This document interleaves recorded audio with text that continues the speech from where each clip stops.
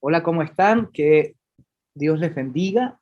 Hoy entonces, desde la herramienta de la arqueología, vamos a responder a la pregunta que por tantas generaciones ha causado el debate en cuanto a lo siguiente. ¿Por qué muere el Señor Jesús? ¿Por qué muere nuestro Salvador? Y la tesis arqueológica es que el Señor Jesús muere porque era un peligro para el sistema del templo. Se conocen muchas otras formas de abordar esta pregunta. Ya hemos comentado de que se puede abordar desde la teología, desde las ciencias bíblicas, se puede abordar desde la historia e inclusive desde la hermenéutica y la filosofía. Pero si pudiésemos resolver esto desde la arqueología, desde lo comprobable, del material encontrado, podemos realizar y construir una tesis, ¿no? Que está basada en esta hipótesis, que el Señor muere en realidad porque es un peligro para el sistema del templo. A pesar de que esta razón haya sido usada por el mismo Dios para que se cumpla la profecía del Antiguo Testamento o para que se pueda cumplir el simbolismo del Cordero que expiaba los pecados del templo o que se pudiese cumplir la representación del siervo sufriente en Isaías 53, que a priori era, ¿no?, el mismo Israel en su contexto, ya hubiese sido el siglo octavo, en el Isaías primero o en el siglo sexto en el Isaías segundo o el siglo quinto en el Isaías tercero, a lo que Croato decía el primer Isaías, el deutor Isaías y el trito Isaías. Independientemente lo que hubiese, lo que el Isaías que hubiese sido, eh, tal vez Dios usó, es una razón que hemos pasado de vista, que no hemos comprendido para que se haya cumplido, ¿no?, esta muerte que ha transformado a todos los que estamos aquí, que ha transformado el mundo. Entonces, para construir una tesis, una hipótesis, tenemos que tener bases, tenemos que tener conclusiones que deben de traerse desde lo tangible, desde lo comprobable, ¿no? A pesar de que el seguimiento al Señor Jesús tiene que ver desde la perspectiva de la fe, ¿no? No necesito la arqueología y no necesito la ciencia para poder saber de que mi Dios es real, ¿no? De que Él vive y de que reina y que está en mi corazón. No necesito nada de esto. Lo que sí eh, lo que sí necesitamos es una nueva luz para que la interpretación bíblica pueda ser más rica, pueda ser pueda ser más amplia y nos pueda dar mejores herramientas para sacar una mejor praxis eclesial. La idea no es solamente tener más información, sino tener herramientas de transformación. Entonces usamos todo esto para que nosotros como personas que afectamos nuestra sociedad, ya sea desde el punto de vista profesional, académico o ministerial, entonces desde allí podamos tener una mejor luz. Entonces, esta tesis está basada en este argumento, en que el impuesto del templo en el tiempo del Señor Jesús consistía en que todo varón judío de entre 20 y 50 años debía pagar medio ciclo para mantener las instalaciones y los sacrificios del templo de Jerusalén una vez al año. Y aquí queremos ir a la historia, porque la historia nos va a recordar de que en el tiempo del segundo templo, es decir, desde Herodes hasta el año 70, cuando el general Tito, hijo de Vespasiano, destruye el segundo templo, es decir, desde por ahí por el año 40 hasta el año 70, un poquito más de 100 años, debemos de recordar que en ese tiempo Roma tenía algunos pueblos especiales a los cuales no le cobraba impuestos. ¿Ok? Recuerden que uno de los fenómenos sociológicos de todo imperio es que cuando conquista una región, subyuga al rey o subyuga a los líderes, ellos deben de pagarles obligatoriamente para poder fortalecer el imperio. Obviamente el imperio dice, me van a pagar porque estamos construyendo caminos, es verdad, Roma construía caminos, nos tienen que pagar porque les vamos a defender, es verdad. Roma traía a sus soldados y por eso que muchos pueblos no se anexaban al imperio de forma voluntaria. Habían algunos reinos que iban, ¿no? Y conversaban con el emperador, y en este caso decimos, ¿qué debemos de hacer para pertenecer a ustedes? Pues buscaban también la reciprocidad, el feedback, de cuidado, de protección y de alimento que el imperio entregaba.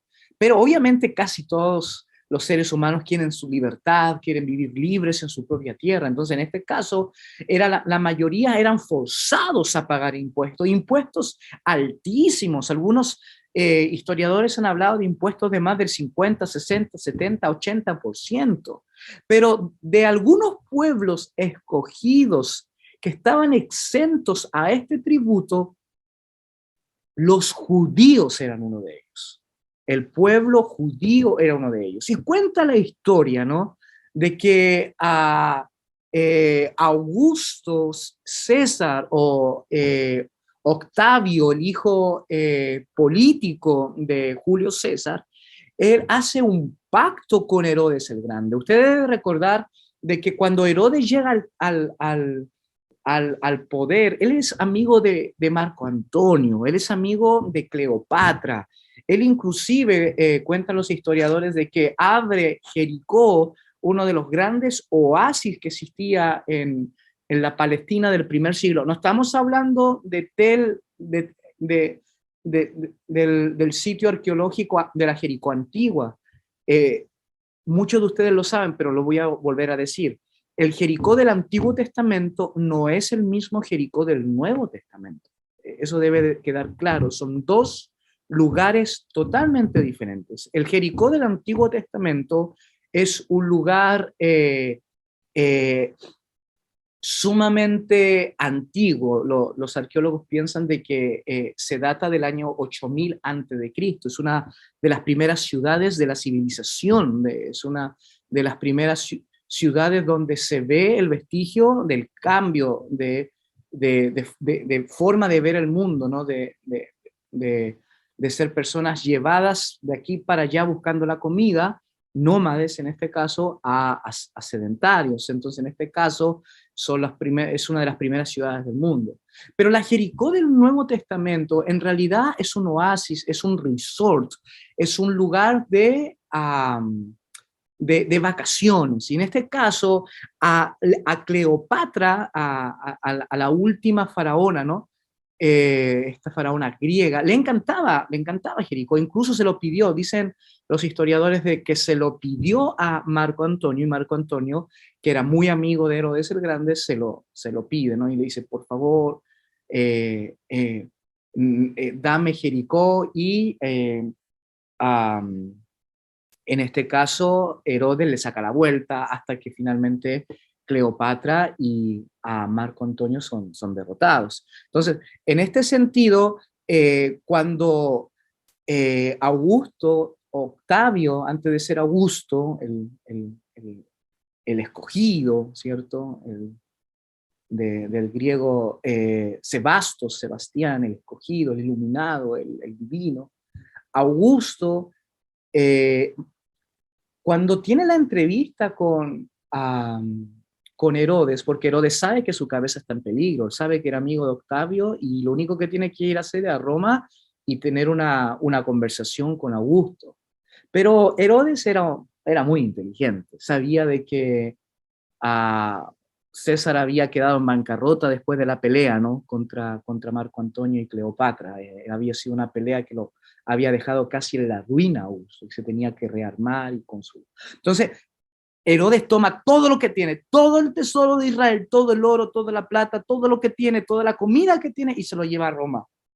Y cuando se presenta a César, le dice, mire, yo quiero ser su siervo, yo quiero ser su aliado, yo simplemente era amigo de Marco Antonio, pero porque lo conocí, porque peleamos juntos en una batalla, entonces lo único, yo no estaba en contra de usted en este caso, por favor, perdóneme la vida, y para que vea que mis intenciones son sinceras, le traigo todo esto como regalo. Bueno, y cuando Augusto ve todo ese oro, esa plata, y ¿qué no le iba a aceptar el regalo, no? Cuando ya la guerra contra Marco Antonio y Cleopatra lo había dejado en bancarrota. Entonces, en ese sentido, César hace un pacto con, cuando digo César, no es Julio César, es César es el título, ¿no? Del emperador. Entonces, en ese sentido, eh,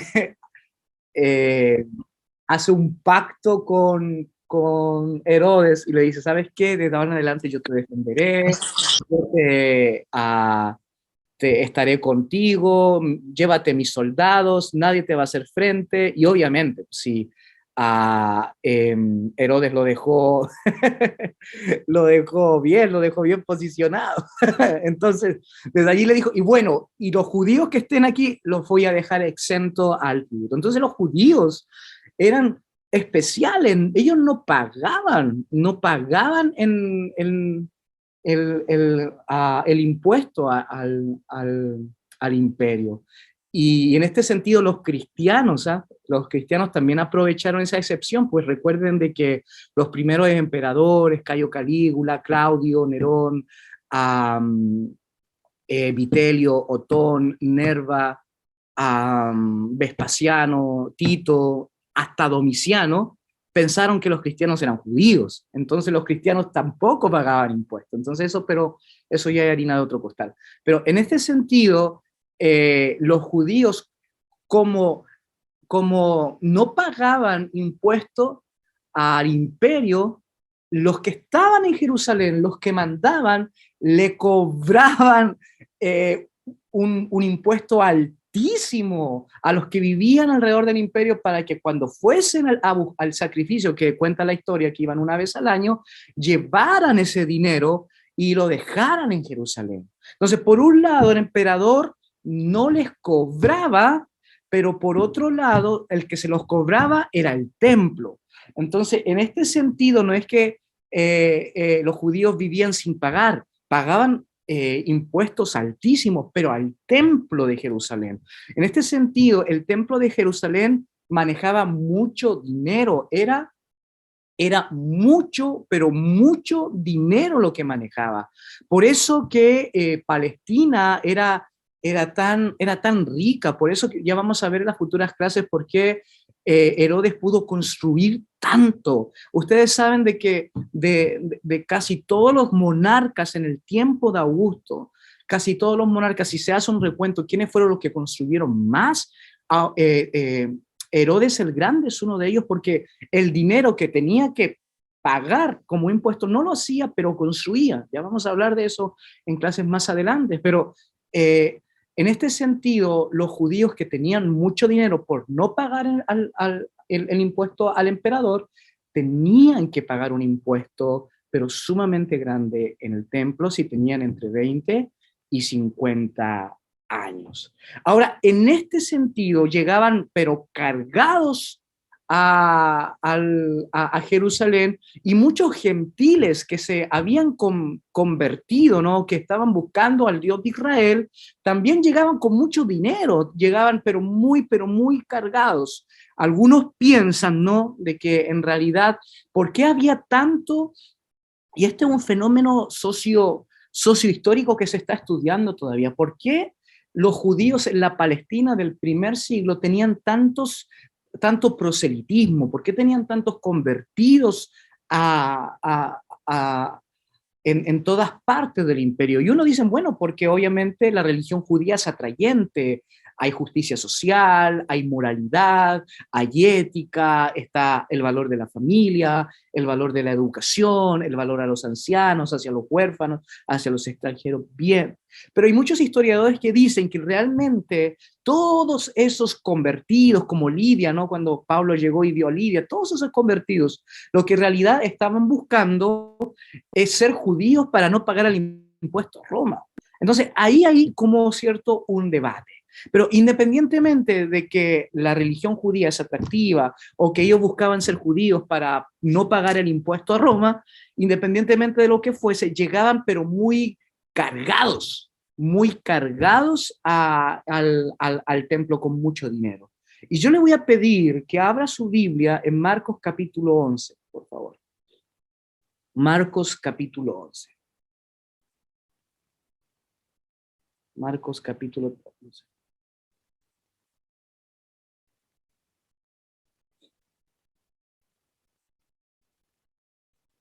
Y Marcos capítulo 11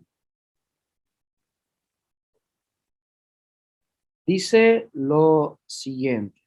Voy a leer en Reina Valera. No me gusta mucho Reina Valera porque eh, no es una traducción dinámica, no es una traducción literalista, pero sí es sólida en muchos aspectos.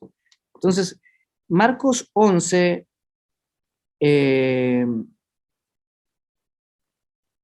verso número 15 al 18, dice lo siguiente. Vinieron pues a Jerusalén y entrando Jesús en el templo, comenzó a echar fuera a los que vendían y compraban en el templo y volcó las mesas de los cambistas y las sillas de los que vendían palomas. Y no consentía que nadie atravesase el templo llevando utensilio alguno. Y les enseñaba diciendo, no está escrito, mi casa será llamada casa de oración para todas las naciones, mas vosotros la habéis hecho cueva de ladrones. Y lo oyeron los escribas y los principales sacerdotes y buscaban matarle porque le tenían miedo, por cuanto todo el pueblo estaba admirado de su doctrina. Entonces, yo quiero que vayan, por favor, al texto, al versículo número 16. Dice, y Jesús no consistía que nadie atravesase el templo llevando utensilio alguno, y les enseñaba diciendo, verso 17, no está escrito, mi casa será llamada casa de oración para todas las naciones. Después cita, ¿no?, a Jeremías cuando dice, mas vosotros la habéis hecho cueva de ladrones. Y lo oyeron los escribas y los principales sacerdotes y buscaban matarle. Entonces, a los que trabajan, ¿no?, con el idioma original, que es el griego koiné. Aquí tengo muchos profesores y pastores que trabajan con el griego koiné. Entonces, eh, y los que no, van a poder, cierto, cultivar esta herramienta exegética que es, cierto, el griego. Y dice el verso número 18, y buscaban cómo matarle. Entonces, yo quiero que guarden eso en su mente, porque esta es una de las pocas veces donde el evangelista dice que ya se habían puesto de acuerdo para poder matar a Jesús. Y en este sentido, eh, la palabra que se usa en el idioma original tiene que ver con no solamente muerte, sino que tiene que ver con destrucción, destrucción. La conjugación en este caso es apolesoisin, apolesoisin, ¿cierto? Que lo que tiene que ver es que ellos anhelaban destruirle. Y la palabra destrucción en este caso es, en griego, no es solamente destruirle en la carne, o sea, matarlo, dejarlo sin vida, es destruir su existencia, su enseñanza, su esencia, es sacarlo de la faz de la tierra y hacer que nunca hubiese existido. Entonces, esta palabra es tan fuerte que es muy pocas veces usada en el Nuevo Testamento, porque lo que en realidad es tomar a Jesús y dejarlo sin esencia, sin huella. Ellos han decidido no matar solamente su cuerpo, sino sus ideas, su mensaje. Esta palabra es usada 92 veces en el Nuevo Testamento y tiene que ver con eso, sacarlo de raíz. Entonces, en este sentido, es muy interesante porque en otras partes donde se dice que han decidido matar a Jesús, no se usa esta palabra de destrucción completa, total, sino que se usa una palabra de muerte en el caso biológico, respiratorio, que va a dejar de respirar, pero en este caso es una destrucción por completa. Por lo mismo, se sobreentiende desde el texto que hay un énfasis especial de que porque Jesús hace esto, saca a los que estaban comercializando, ¿no? Con las ofrendas y todo eso, los saca y eso los ofende tanto que ellos han decidido matarlo, destruirlo. Aquí hay un estudiante mío de hebreo, aquí se usa el piel completamente, el verbo piel en el hebreo es toda la intensidad de matar y destruir. Aquí está el, el término. Entonces, en este sentido, se le tiene miedo a Jesús, ya desde una forma radical. Y ya vamos a ver por qué. Pero cuando nosotros definimos qué es lo que Jesús estaba haciendo, vamos a citar a dos grandes teólogos que trabajan con las ciencias bíblicas. Uno es Marrón, que dice que Jesús comienza a expulsar a los que compran y venden en el templo porque lo que realmente está haciendo es anhelando de que los atrios que pertenecían a los gentiles pudiesen ser desocupados y se les pudiese enseñar la ley. Pero en los atrios donde debían estar los gentiles, estaban los cambistas, ¿no? Recuerden que el templo no aceptaba monedas extranjeras, tenían que ser monedas israelitas. Era como que si tú quisieras adorar, pero no podías adorar o ibas al servicio, al culto, y tu ofrenda no era buena si no eran dólares. ¿Qué te parece? No era buena si no eran dólares. Entonces, en ese sentido, ellos necesitaban cambiar a la cicla, que era una de las monedas, ¿no? Y necesitaban poder tener el dinero local. Lamentablemente estos cambistas eran usureros y si estaba, no sé, el cambio porle, ¿no? X, ellos lo doblaban, lo triplicaban y algunos dicen, ¿cierto?, que hasta 4 veces lo hacían, que era la costumbre, ¿no?, de los publicanos que lo vemos en el caso de saqueo. Entonces, hasta 4 veces más, es decir, se aprovechaban de tal forma, no les enseñaban la ley, pero sí les sacaban su dinero. Evans, que es uno de los grandes ciencistas bíblicos que yo sigo, él dice que Jesús cita las mismas escrituras judías para denunciar proféticamente la corrupción del sistema de templo. Aquí es donde Jesús ya no es solamente sacerdote, no es solamente rey, aquí Jesús es profeta. Recuerden que el profeta veterotestamentario era el que denunciaba y anunciaba la corrupción. Entonces Jesús toma las mismas palabras del profeta Jeremías, que fue el odiado porque en el tiempo, ¿cierto?, de la destrucción del primer templo antes del año 587 antes de Cristo, él dice, no, ustedes adoran, pero en realidad son una cueva de ladrones. Entonces Jesús toma esas palabras de Jeremías y lo que hace es que ofende a todas las personas que estaban ahí en el templo y expone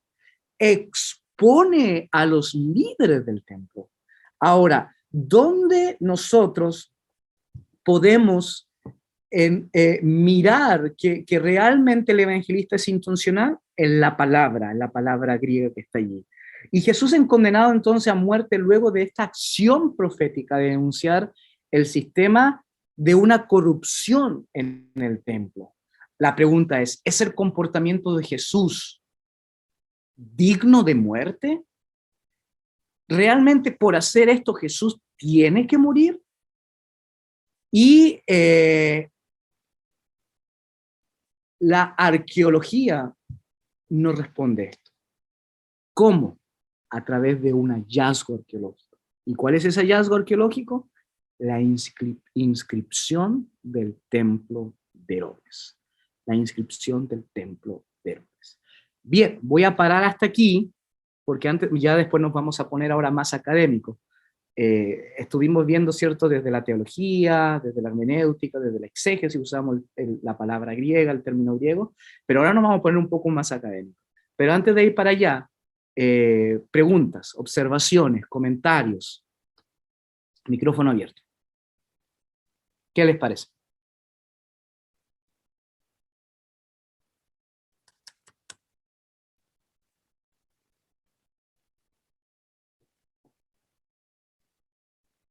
Pastor, Sí, adelante, Manuel. sí, disculpe que tenga la cámara apagada porque estoy un poquito enfermo, así que No, estoy en cama. sí. A mí lo que me llamó la atención fue la palabra que utilizó en griego koine, Sí. ¿ya? El griego koine es como otro tipo de griego más avanzado, más antiguo, una cosa así, o... Sí, no es más avanzado, es más fácil, porque el griego, recuerden que era el idioma de los grandes filósofos.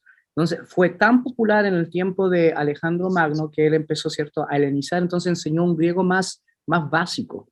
Era como el inglés de nuestro tiempo, donde todo el mundo habla su inglés, según cierto, como decimos en Chile, champurreado, con diferentes acentos, diferentes cosas.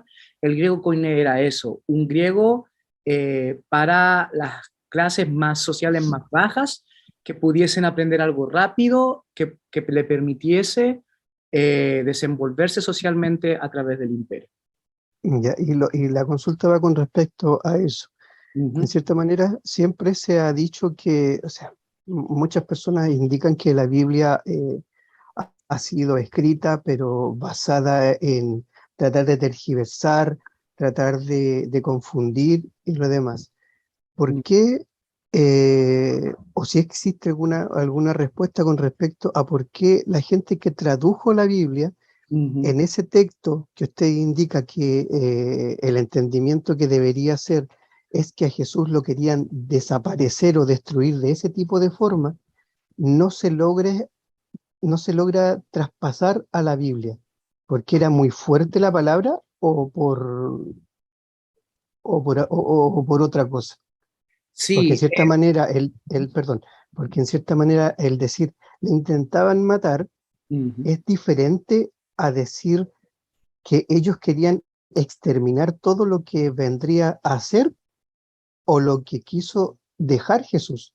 Y en cierta manera no, por más que hubiesen intentado hacerlo, no lo pudieron hacer, pero tampoco lo da a entender en la Biblia. Entonces igual son palabras que en cierta manera a uno también le ayuda a entender más el recelo que tenía Jesús en el templo y la ira que llevaba a los judíos a querer intentar matarle. sí, muy bueno su comentario. Cuando trabajamos con las traducciones, lamentablemente caminamos bajo el tema, ¿cierto?, de, de, de las limitaciones. Debemos de recordar que por más de 1000 años la Biblia estuvo en su mayoría en latín, ¿no? Desde Jerónimo cuando tradujo, ¿cierto?, la Vulgata. Entonces, desde la Reforma protestante se intentó llevar las escrituras, ¿no? hacia las masas. Incluso muchos idiomas se pusieron en escrito por primera vez. Incluso muchos dicen que el alemán en realidad fue creado a través de la Biblia.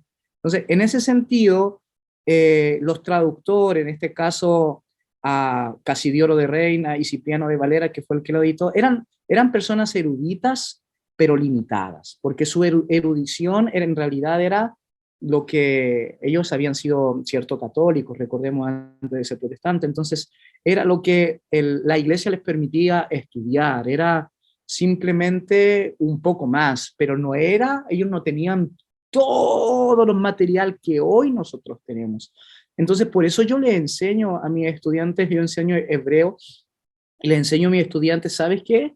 Por favor, no piensen de que porque tenemos 50 o 100 traducciones al español, estoy exagerando, ¿no? Menos, pero no piensen que porque tenemos 50 o 100 traducciones al español, la pega, que es una palabra chilena para los que no son chilenos, un término así como el trabajo está acabado, porque lamentablemente todavía seguimos teniendo limitaciones. Nunca ha habido tantas herramientas y material a la mano para poder traducir la Biblia que hoy.